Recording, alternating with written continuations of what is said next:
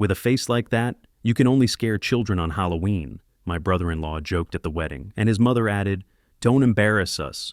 Go away." The laughter was more painful than their words directed at my father, who had sacrificed everything. But when one of the guests gasped, pointing to the TV that revealed my secret, their smug smiles disappeared. Before we continue, please subscribe to the channel and let us know where you are listening in the comments. With a face like that, you should only scare kids on Halloween. Gideon's voice cut through the elegant chatter of the Four Seasons banquet hall like a blade through silk. "Go away and don't embarrass us," Celeste added, with a dismissive wave of her perfectly manicured hand, her diamond bracelet catching the crystal chandelier light. Laughter erupted from the cluster of guests surrounding the newlyweds' table, sharp, cruel sounds that echoed off the marble floors and floor-to-ceiling windows overlooking San Francisco Bay. I stood frozen, champagne glass raised halfway, in what was meant to be a toast to my daughter's happiness. The April evening sky painted the bay in soft purples and golds, but inside this opulent hall, I felt the burn of every eye turned toward me. My modest suit suddenly felt threadbare against the backdrop of designer tuxedos and $1,000 gowns. The raised scars along my left cheek seemed to throb under the bright lights, each ridge and valley of damaged skin announcing my difference to this perfect crowd. I forced my lips into something resembling a smile. "Of course. Congratulations." The words tasted like ash. My footsteps on the polished marble sounded unnaturally loud as I retreated from their circle. Behind me, conversation resumed with the fluid ease of people accustomed to dismissing unpleasant interruptions. Gideon's friends chuckled about types of people who don't belong at high-class events. Celeste's voice carried clearly. "Honestly, some people have no self-awareness." I reached the panoramic windows and pressed my palm against the cool glass. The bay stretched endlessly before me, dotted with lights from passing boats. My reflection stared back, a weathered man of 65 with work-roughened hands and facial scars that told stories I'd never shared. Even with these people, even with Laurel, the champagne glass trembled slightly in my grip. 28 years of raising my daughter alone, of working double shifts at the garage to pay for her education, of attending every school play and graduation ceremony, despite feeling out of place among the other parents. Also, she could have this moment, this perfect wedding to a man who spoke to her father like garbage. Music drifted from the dance floor, where couples swayed in practiced elegance. Laurel glided past in her flowing white dress, radiant with joy, her hand in Gideon's as they moved to the rhythm. She hadn't heard his cruel words. Thank goodness for that small mercy. I touched the scars unconsciously, remembering when they were fresh wounds, when the doctor said I was lucky to be alive, when my entire world shifted from boardrooms to brake pads, from engineering blueprints to oil changes. But that was a lifetime ago, and this was Laurel's day. Standing here at this window, watching my daughter dance with the man who just humiliated me publicly, I made a choice. I would swallow this pain, hide it deep where it couldn't touch her happiness. Because that's what fathers do. We carry the weight so our children can fly. The celebration continued behind me, a symphony of clinking glasses and musical laughter. I remained at the window, a solitary figure reflected against the darkening sky, while my daughter danced in the arms of a man who would never see me as worthy of basic respect. The reflection in the window showed a man I barely recognized. Expensive lighting can be unforgiving, revealing every line etched by years of physical labor, every imperfection that separated me from this glittering crowd. Behind me, the wedding reception flowed like champagne, smooth, effervescent, intoxicating. I stood apart from it all, nursing both my drink and my wounded pride. "Dad, why do you look so sad?" Laurel's voice, soft as silk, made me turn. She approached with her wedding dress trailing behind her like captured starlight, concern clouding her radiant features. Even in her moment of triumph, she noticed my retreat. That's my girl, always watching out for others, always sensing when something was wrong. "Everything's fine, sweetheart, just tired." I arranged my face into what I hoped looked like contentment rather than the hollow ache spreading through my chest. She studied me with those intelligent eyes that saw too much. "You know you can tell me anything, right?" Her hand found my arm, warm through the fabric of my suit jacket. The simple touch nearly undid me. "I know. Go enjoy your day." I touched her cheek gently. the way I had when she was small and needed comfort after a nightmare. Now I was the one hiding from monsters, but these wore designer clothes and cruel smiles. "Are you sure you're okay? You seemed upset after talking to Gideon and his mother." She searched my face, looking for cracks in the facade. The urge to tell her everything crashed over me like a wave. How her new husband had publicly mocked my appearance. How his mother treated me like an unwelcome pest. How I felt like a broken thing among beautiful people. But this was her wedding day, her moment of pure joy. I wouldn't poison it with my pain. Just overwhelmed by how beautiful you look, how proud I am. The truth, even if incomplete. "Now go dance with your husband before he thinks I'm stealing you away." She hesitated, clearly torn between duty to her guests and worry for her father. Finally, she rose on her tiptoes to kiss my scarred cheek. "I love you, Dad. You know that, right?" "I love you too, Princess, more than all the stars in that sky." I nodded toward the window where the first stars were beginning to appear over the bay. With one last concerned glance, she gathered her skirts and returned to the celebration. I watched her go, my heart swelling with pride despite the humiliation burning in my throat. She moved through the crowd like she belonged there, confident, graceful, accepted in ways I never would be. Guests parted for her with genuine smiles, not the polite tolerance they showed me. She was their equal in education, in social standing, in the effortless way she navigated their world. Everything I'd worked for, sacrificed for, had led to this moment of her complete belonging. Gideon swept her back into his arms on the dance floor, spinning her until she laughed with pure delight. For a heartbeat, seeing her joy, I almost forgot the sting of his earlier words. Almost. The bay had darkened completely now, transforming the windows into mirrors that reflected the warm, golden light of the reception. I saw myself standing alone at the edge of my daughter's new life, and for the first time since the accident 20 years ago, I allowed myself to remember who I used to be. The celebration behind me reached its crescendo as the band launched into a classic waltz. Couples filled the dance floor in a swirl of silk and satin, moving with the practiced grace of people born to such moments. I remained at the window, fingers unconsciously tracing the raised lines along my cheek, a habit I'd developed in quiet moments when the past pressed too close to the present. 20 years ago, I was different. Young, ambitious, climbing the corporate ladder with the confidence of a man who believed the world owed him success. Chief engineer at Prometheus Tech, working on projects that could change the future. I had Laurel, barely 8 then, and dreams of giving her everything money could buy. The memory surfaced unbidden. That Tuesday in March when everything shattered. The prototype's containment field failed during testing. 5 colleagues trapped in the lab as flames and toxic smoke filled the air. I could have escaped through the emergency exit. Should have, according to protocol. Instead, I ran back in. The explosion threw me against a concrete wall, shrapnel tearing through the left side of my face like angry claws. But those 5 people walked out alive because I'd stayed behind to trigger the manual ventilation system. Heroes, the newspapers called us. I spent 3 months in the hospital while they wrote articles about the brave engineer who saved his team. The accident changed everything, lost my career when the company folded under liability lawsuits, lost my confidence when I saw children stare at my scars, lost my place in boardrooms where appearance mattered as much as ability. But I kept my life, and more importantly, I kept my purpose, raising Laurel to be better than I ever was. Maybe it's time to tell her. The thought whispered through my mind as I watched her laugh at something one of Gideon's friends said. But not today. Today is her day. She'd grown up believing her father was just a mechanic who fixed cars for a living. Never knew about the patents filed in my name, the commendations gathering dust in storage, the newspaper clippings I'd hidden away.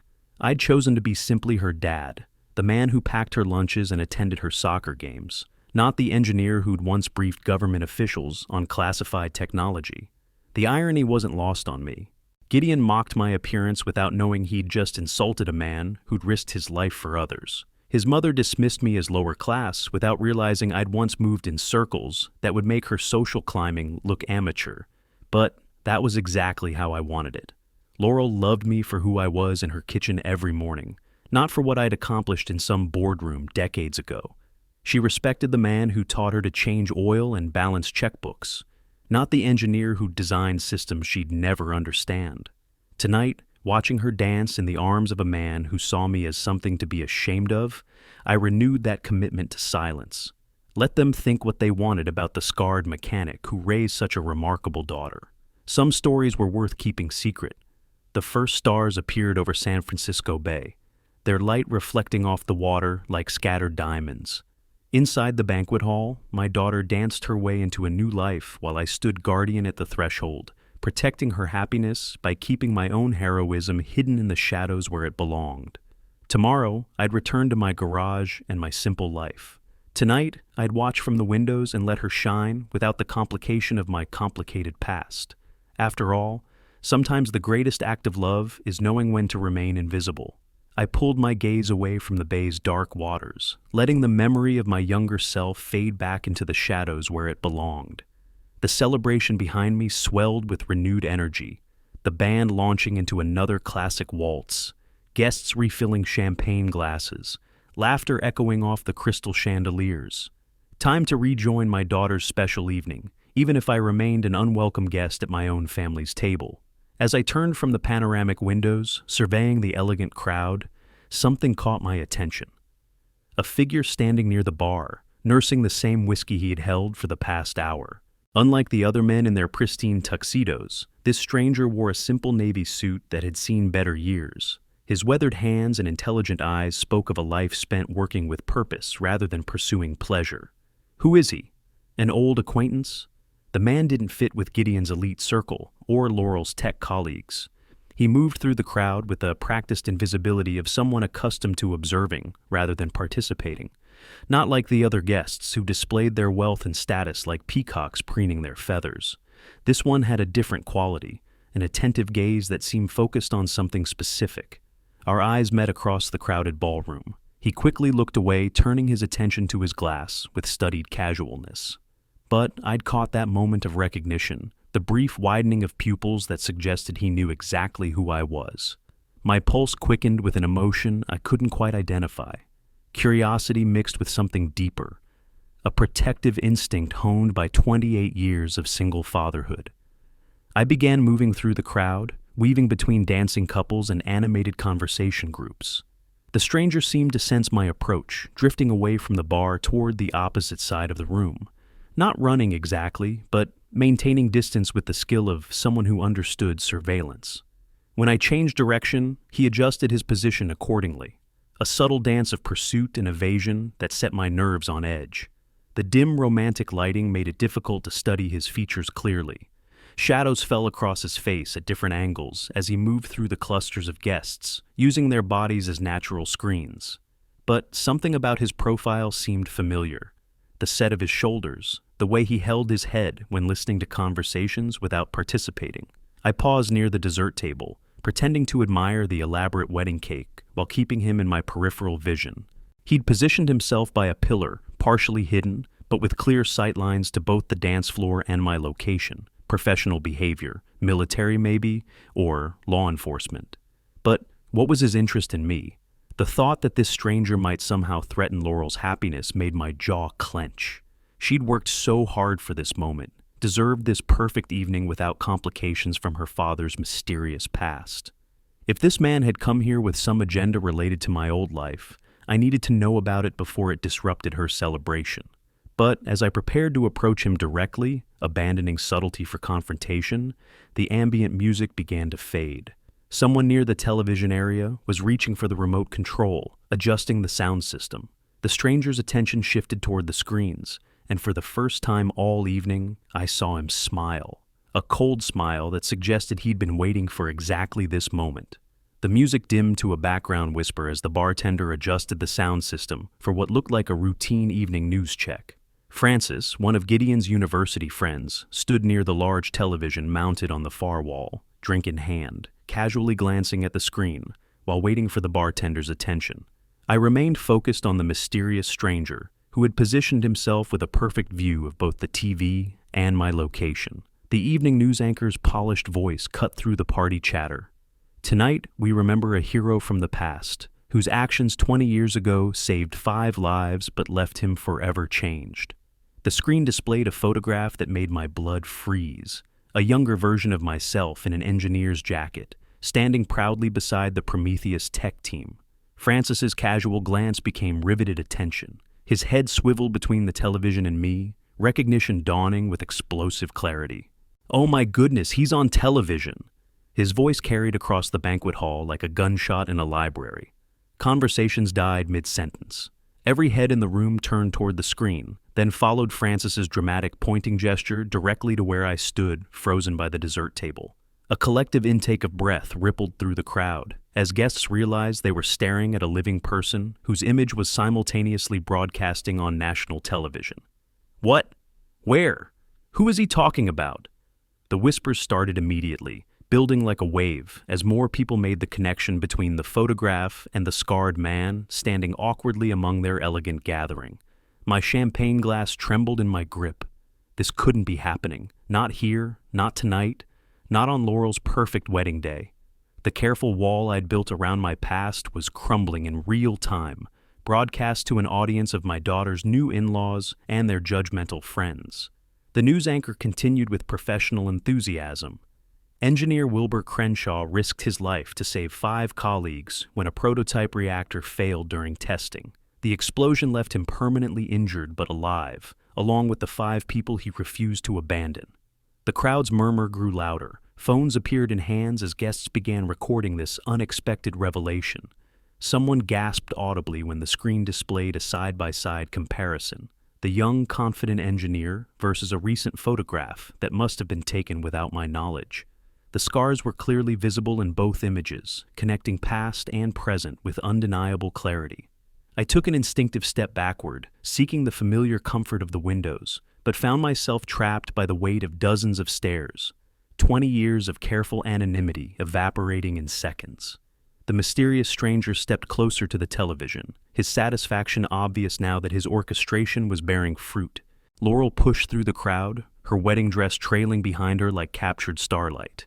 Tears of shock and pride glistened in her eyes as she reached my side. "Dad," she whispered, her voice barely audible above the growing excitement of the revelation. "Is this true?" The question hung in the air between us, carrying 28 years of bedtime stories about her father, the mechanic, school presentations where she'd described my simple profession with matter-of-fact acceptance, all those careful omissions, all those protected truths, all undone by a television screen and a stranger's deliberate timing. Behind her, I could see Gideon pushing through the crowd, his face a mask of confusion and dawning realization. The same man who had mocked my appearance now stared at the screen, where his father-in-law was being hailed as a hero who'd sacrificed his career and his face to save others. The news segment continued with relentless thoroughness, each detail of my past life laid bare before this assembly of wedding guests. Archive footage showed the Prometheus Tech facility, its modern laboratories and classified research areas, where I'd once moved with the confidence of a man changing the world. The explosion site appeared next, twisted metal and blackened concrete that told the story of that terrible March day 20 years ago. After his injuries, Crenshaw disappeared from public life. The anchor explained as recent surveillance footage showed me entering my modest auto repair shop. But his heroism deserves recognition, especially as we celebrate National Engineering Week. 5 families owe their loved ones' lives to his quick thinking and courage. Gideon's champagne glass slipped from his fingers, shattering against the marble floor with a sound like breaking promises. The crystal fragments scattered across his polished shoes as he stared at the television in stunned comprehension. The same mouth that had delivered cutting remarks about my appearance now hung open in wordless shock. Celeste grabbed her pearl necklace, color draining from her expertly made-up face as the implications of her earlier cruelty sank in. She looked around nervously at the other guests, many of whom had witnessed her dismissive treatment of the man now being celebrated on national television. Her social standing, so carefully cultivated through decades of networking, trembled on the foundation of public humiliation. Engineer Wilbur Crenshaw risked his life to save 5 colleagues, the anchor repeated, driving home the magnitude of sacrifice. His deliberate withdrawal from public attention makes tonight's recognition all the more meaningful. The crowd pressed closer, their earlier judgment transformed into fascination and respect. Cell phones captured every moment as the story unfolded, turning my daughter's wedding reception into an impromptu celebration of heroism. Guests who had barely acknowledged my presence now studied me with new eyes, searching for signs of the brave man hidden beneath the scarred exterior they'd dismissed. Laurel's hand found mine, squeezing gently as tears ran unchecked down her cheeks. "Why didn't you tell me?" she whispered, her voice breaking with emotion. "All these years, I thought you were just a mechanic who loved his daughter," I finished quietly, meeting her gaze with steady resolve. "That's all I ever wanted to be." The news segment concluded with a final photograph, the Prometheus tech team standing together before that fateful day. 5 young engineers whose lives had been forever altered by choices made in moments of crisis. The camera lingered on my younger face, unmarked by scars, but already showing the determination that would define that terrible, heroic decision. As the program moved on to other stories, the banquet hall remained electric with whispered conversations and amazed speculation. The mysterious stranger had vanished as quietly as he'd appeared, his mission accomplished. Cornelius Blake, I would learn later, had orchestrated this revelation with the precision of a master strategist, ensuring that the truth emerged at the moment of maximum impact. The wedding celebration had transformed into something entirely different, a recognition ceremony for a hero who had spent 2 decades hiding in plain sight. But as I stood surrounded by the very people who had earlier dismissed me, I felt no satisfaction in their newfound respect. Only the weight of secrets finally released and the uncertain knowledge that my daughter's perfect evening had become forever intertwined with her father's imperfect past. Crystal fragments crunched under expensive leather shoes as Gideon stepped carefully across the marble floor toward me. His face blazed red with embarrassment and wine, hands trembling as he approached the man he'd publicly humiliated minutes before, learning he was a genuine hero. The watching guests created a semicircle of anticipation, their earlier whispers dying into expectant silence. "Wilbur, I didn't know. I thought you were just—" Gideon stopped mid-sentence, running shaking fingers through his perfectly styled hair. The words he needed didn't exist in his privileged vocabulary. "How do you apologize for mocking someone's scars when those marks came from saving lives?" I stood quietly, letting his struggle play out. The champagne glass in my hand had grown warm, forgotten in the chaos of revelation.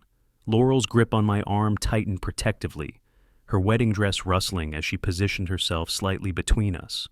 28 years of raising her had taught me when to speak and when to let silence do the teaching. "Dad, why didn't you ever tell me?" Laurel's voice broke through the tension, her eyes still glistening with tears of pride and confusion.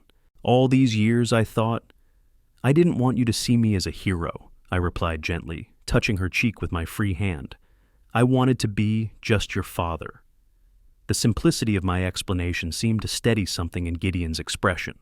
He took another step forward, glass shards grinding beneath his polished shoes, and forced himself to meet my eyes directly. "Sir, I owe you an apology that words can't cover. What I said was inexcusable." Behind him, Celeste stood frozen near the bar, her face drained of color as she watched her son attempt to repair damage that went far deeper than cruel words. Her own comment about embarrassing them hung in the air like toxic smoke, waiting for its own reckoning. The pearl necklace at her throat seemed to tremble with each rapid breath. "We all make assumptions based on what we see," I said finally, my voice carrying clearly across the hushed banquet hall. "The scars tell one story, the truth tells another." Laurel squeezed my arm, understanding flooding her features as she realized the weight of secrets I'd carried to protect her from exactly this kind of attention. Her father, the mechanic, was simpler to love than her father, the hero. Heroes came with complications, with expectations, with pasts that overshadowed presents. Gideon nodded eagerly, grateful for any bridge across the chasm his cruelty had created. "Yes, sir, I understand. And I swear to you, I'll spend the rest of my life proving I'm worthy of Laurel, worthy of being your son-in-law." The formal words hung between us as other guests began moving closer, drawn by the drama of public redemption. Someone in the crowd whispered "class act" about my response. Another voice murmured appreciation for real dignity. The evening's narrative was rewriting itself in real time, transforming humiliation into vindication. But even as Gideon struggled to complete his apology, I could see Celeste gathering courage for her own approach. her face a mask of aristocratic composure, cracking under the weight of genuine shame. The broken crystal at our feet caught the chandelier light like scattered diamonds, beautiful and dangerous in equal measure. Celeste approached with the careful steps of someone walking on ice. Her usual commanding presence diminished to something almost fragile. The other guests parted respectfully as she navigated around the broken crystal, her trembling hands clasped tightly to maintain what remained of her dignity. Years of social superiority crumbled with each tentative step toward the man she'd dismissed so cruelly. "Please forgive me," she whispered, her voice stripped of its earlier authority. "I didn't know who you were, but that's no excuse. I am so ashamed of what I said." Her eyes remained fixed on the marble floor, unable to meet my gaze directly. The woman who had waved me away like an unwelcome pest now stood before me, diminished, her perfect composure shattered as thoroughly as her son's champagne glass. The weight of her words, "Go away and don't embarrass us," seemed to press down on her shoulders. "It's all right," I said simply. "I understand how appearances can deceive." The immediate grace in my response seemed to shock her more than anger would have. She looked up finally, tears threatening the careful makeup that had taken hours to perfect. Around us, the crowd watched this exchange with the fascination of people witnessing genuine human transformation. "No, it's not all right," Celeste insisted, her voice gaining strength through confession. "I judged you based on superficial things, your scars, your clothes. I was horrible to a man who saved lives, who sacrificed everything for others." Laurel stepped closer to me, her pride in my character evident in the way she held her head high, despite the emotional chaos of the evening. "My father never told me about any of this," she said softly. "He raised me to see people as they are, not as they appear." The irony wasn't lost on anyone present. The man they'd dismissed as unworthy had spent decades teaching his daughter the very values they'd failed to practice. Celeste nodded slowly, understanding dawning in her aristocratic features. "You raised an extraordinary daughter," she said, her voice steadier now, "and clearly, she learned from an extraordinary father." A slow clap began from somewhere in the crowd, perhaps one of Laurel's tech colleagues who understood the magnitude of what we'd all witnessed. Others joined until the entire banquet hall erupted in applause, not for the wedding this time, but for something more fundamental, recognition of genuine character over superficial appearance. "Hero!" someone called out from the back of the room. "We have a real hero here!" The applause grew thunderous as guests surged forward, wanting to shake hands with the man whose story had transformed their understanding of heroism. No longer the awkward father of the bride, who didn't belong among their elegant gathering, I had become the evening's most honored guest through truth finally revealed. Laurel beamed beside me, her earlier confusion replaced by fierce pride. Gideon and Celeste stood together, united in their newfound respect and lingering shame. The wedding reception had become something entirely different, a celebration of the kind of character that reveals itself not through wealth or status, but through actions taken when everything is at stake. As the applause gradually died down, I noticed the mysterious stranger from earlier beginning his own approach through the crowd, a satisfied smile playing at the corners of his mouth. Cornelius Blake, though I didn't yet know his name, had been waiting for exactly this moment to complete his evening's work. Guests formed an impromptu receiving line, each wanting their moment to shake hands with the newly revealed hero. Handshakes came with stories: a woman whose firefighter brother had died saving others, a man whose father served in Vietnam, a young couple who worked for a non-profit helping veterans. Each connection reminded me why I'd chosen anonymity over recognition, but also why truth sometimes demands its moment in light. "Thank you for your service," an elderly gentleman said, gripping my hand with surprising strength. "Heroes like you make the rest of us believe in something better." I deflected the praise gently, as I always had. I was just doing my job. My colleagues deserved to go home to their families. The familiar words felt different now, spoken before people who understood their weight rather than dismissing their source. Laurel stayed close, her hand never leaving my arm as she watched her father receive the recognition he'd hidden from her entire life.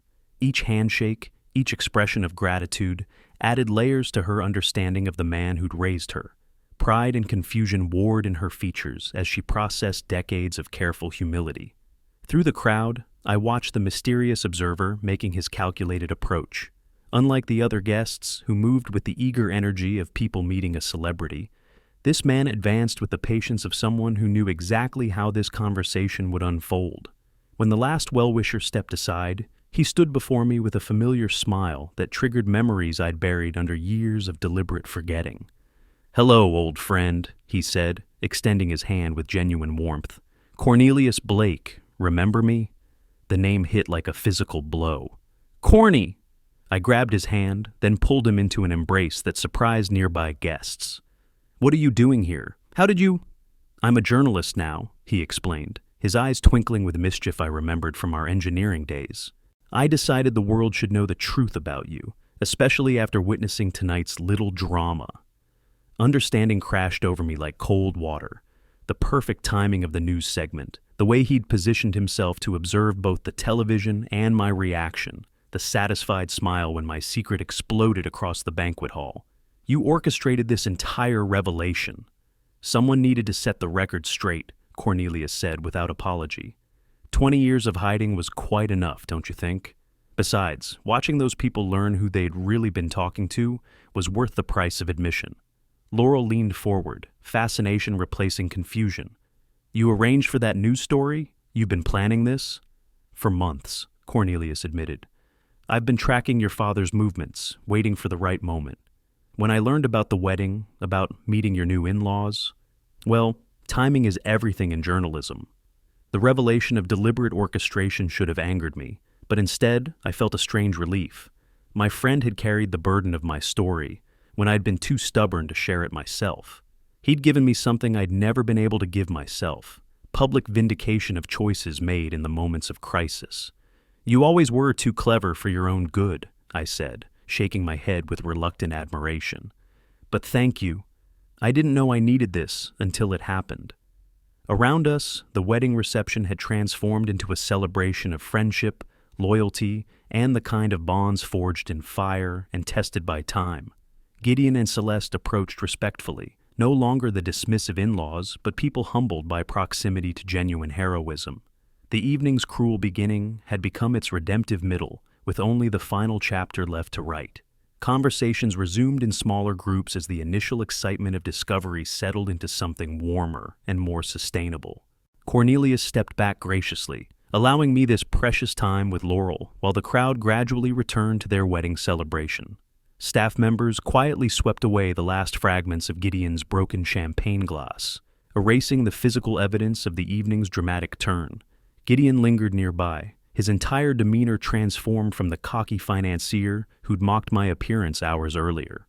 Gone was the peacocking confidence, replaced by something more genuine, a man confronting the shallowness of his previous worldview.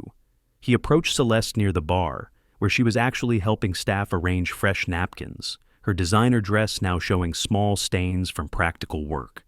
"Mother, we need to do better," I heard him say quietly. "Look at him. Look at how he's handled everything tonight. That's what real strength looks like." Celeste nodded, her usual commanding presence softened into something approaching humility. "I've spent my whole life thinking I knew what class meant," she replied, watching me interact with other guests. "Tonight I learned the difference between breeding and character." The transformation wasn't performative. These weren't people putting on a show for social approval. Gideon genuinely studied my interactions with others, noting how I deflected excessive praise, how I listened more than I spoke, how I made each person feel heard despite the chaos of attention. His privilege had never taught him these lessons. Tonight became his crash course in genuine dignity. "Dad, you're the best man I know," Laurel whispered, her arm still linked through mine as we watched her new family begin to understand what they'd nearly thrown away. "I always knew it, even when I didn't know the whole story." "I was afraid you'd be ashamed of me," I admitted, finally voicing the fear that had driven 20 years of secrecy. "The scars, the way people look at me? Never." Her response came swift and fierce. "You were always my hero, long before tonight.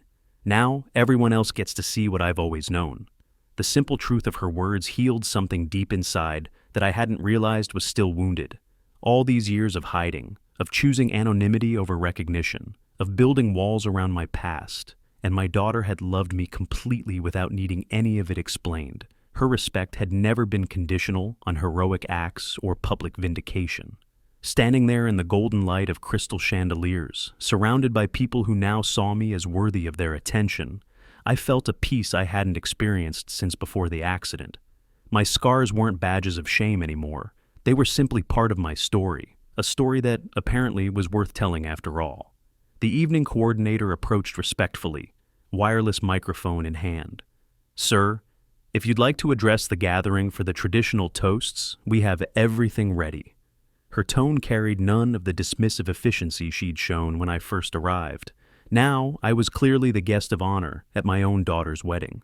Around us, guests began settling into their seats naturally, sensing that formal speeches were about to begin. Laurel squeezed my arm encouragingly, her radiant face telling me everything I needed to know about her hopes for this moment. After a lifetime of staying in the shadows, it was time to step into the light and speak my truth to this assembly that had so completely misjudged me just hours before. I accepted the microphone with steady hands, no longer the nervous outsider who'd arrived seeking only to avoid embarrassment. The room settled into respectful attention as I stepped toward the center of the dance floor, crystal fragments long since cleared away, leaving only polished marble that reflected the warm chandelier light. My daughter's eyes shone with anticipation and pride, while Gideon and Celeste watched with the careful attention of students learning from a master. The weight of the evening settled around me like a comfortable coat. My scars weren't something to hide anymore. They were part of who I was, earned through choices I'd make again without hesitation. The man who'd once designed cutting-edge technology and the mechanic who'd raised an extraordinary daughter were both equally me. Tonight had simply revealed what Laurel had always known. That character matters more than appearance, truth more than convenience. "My scars aren't something to be ashamed of," I began, my voice carrying clearly through the sound system to every corner of the banquet hall. "They're part of my story, and tonight, for the first time in 20 years, I'm not afraid to tell that story." Looking out at the assembled guests, I saw faces that had transformed throughout the evening.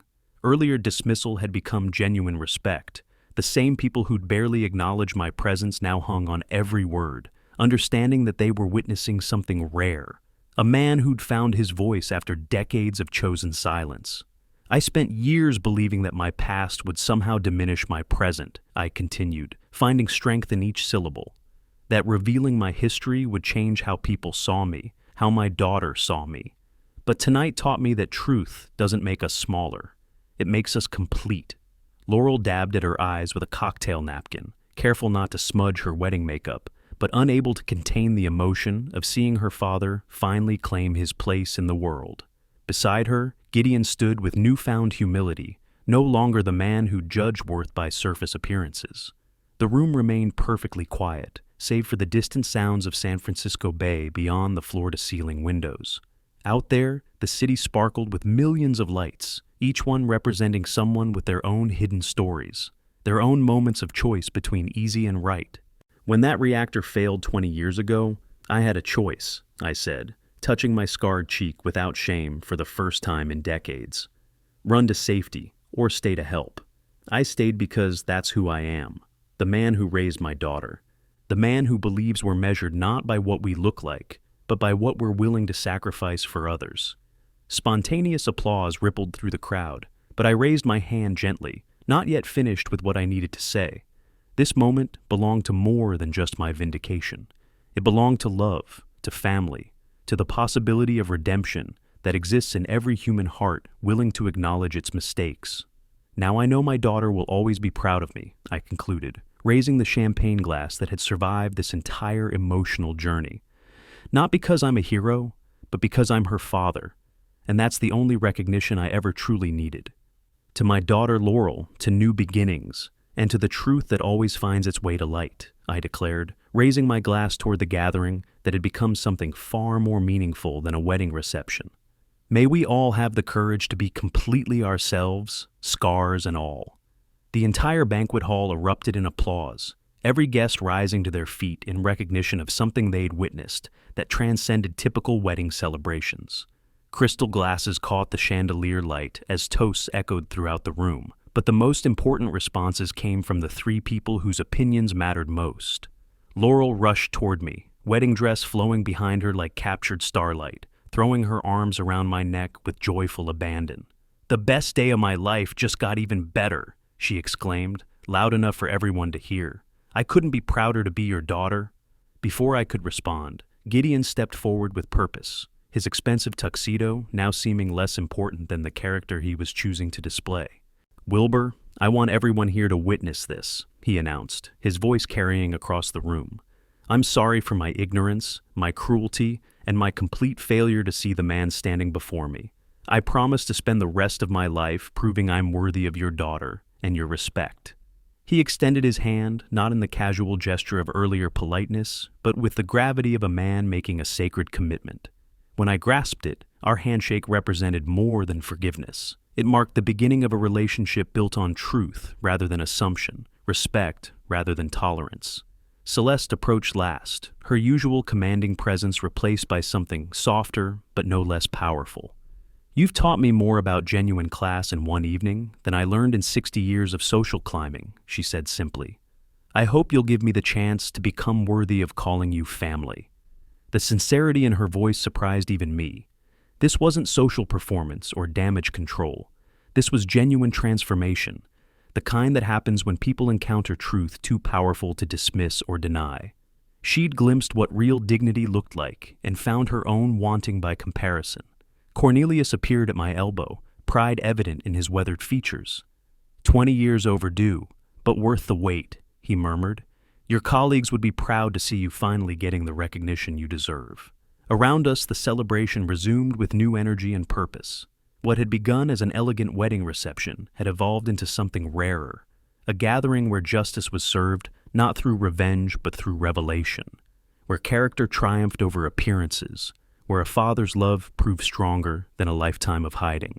As Laurel pulled both her father and her husband into a three-way embrace, the broken crystal long since swept away, the cruel words long since transformed into understanding, I realized that sometimes the greatest victories aren't won through confrontation, but through simply being ourselves completely and without apology. The scars on my face would never fade, but neither would the love shining in my daughter's eyes as she looked at the man who'd always been her hero, finally ready to be everyone else's as well. If you like this story, please like this video, subscribe to the channel, and share your impressions of this story in the comments. To listen to the next story, click on the box on the left. Thank you for watching.